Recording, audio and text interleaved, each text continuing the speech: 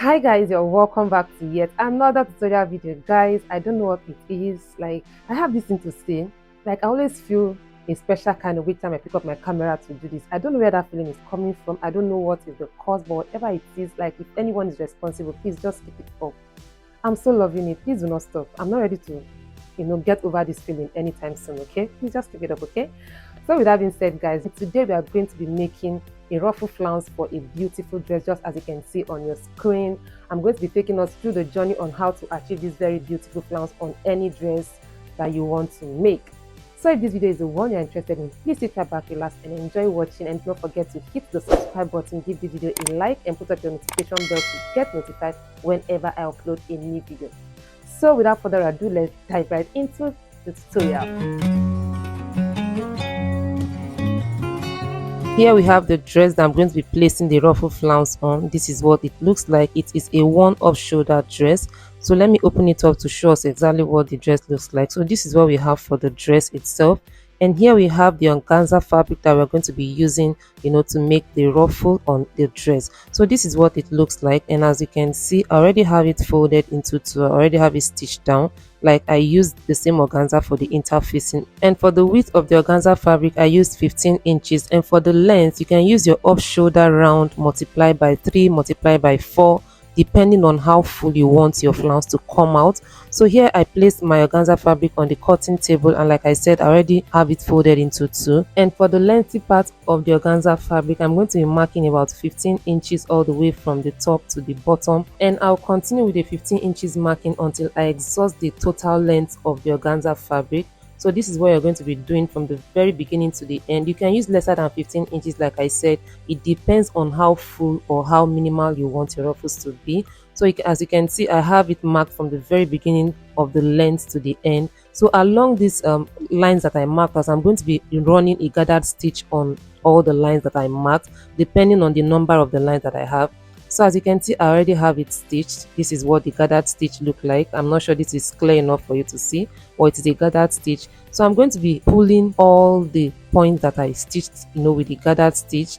So as you can see, I gently pull every point. Please be very careful so that your thread doesn't cut, because if your thread cuts, you're going to be going back to your stitching machine, to run another gathered stitch. So I'm going to be pulling very carefully until I get what I want, and I proceed to the next one. I do the same thing. So I'm going to be repeating this same process all the way until I exhaust all the gathered stitch that I ran on the total length of the organza fabric from the beginning to the end. So after I'm done pulling together all the point that I have the gathered stitch on, this is what it looks like. So this is just one part of it, and I'm going to be doing the same thing to all other point that I had the gathered stitch, like I stated earlier. So at this point, I am done with the pulling at all the point that I have the gathered stitch on, and I get the dress back, and then I pick up the organza from the very beginning of the organza. That's the very beginning.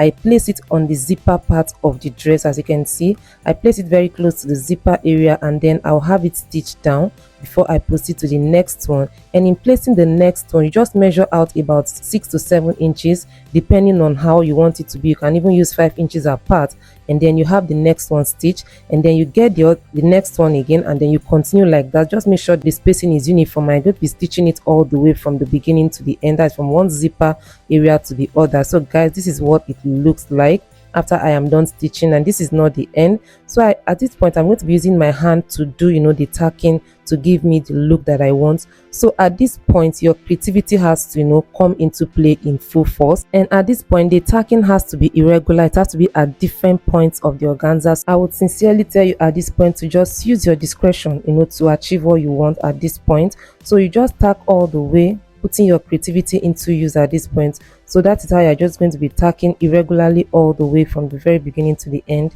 And if you are getting your tacking, if your flounce is coming out beautiful, you will know, and if it's not coming out beautiful, you will also know, okay, and make your necessary correction. So you can see I have one of it done, and I'm going to be doing the same thing. But believe me that this is not the end for this particular tacking. By the time I'm done, I'll look around and see, okay, is there any point I'm going to be on tacking? Is there any point I'm going to be tacking down the more and all that? So that's basically how you go about it. It's not going to be a uniform tacking. Just make it as irregular as possible as you want, and by the time you're done, you're going to be having your beautiful flounce staring at you. So guys, I am done with the first round of tacking, and as you can see, I am examining to know where else to tack down, where else not to tack down, where else to loosen up. And guys, that is what I am doing at this point. So I am tacking where I'm supposed to tack and untack where I'm not supposed to, tack. So this is what it looks like, guys. It came out really beautiful. This is what our ruffle flounce looks like on this dress. So as you can see, I am still trying to look out for where to tack down and where not to tack down, guys. So that's basically how you go about it until you achieve your beautiful look that you want. And guys, this is what our ruffle flounce looked like on the dress. You can see how beautiful it came out. This is what the style looks like, guys. So guys, please, thank you for watching. Do not forget to subscribe and give this video a huge thumbs up if you enjoyed watching this video. Thank you, and see you in my next one. Bye.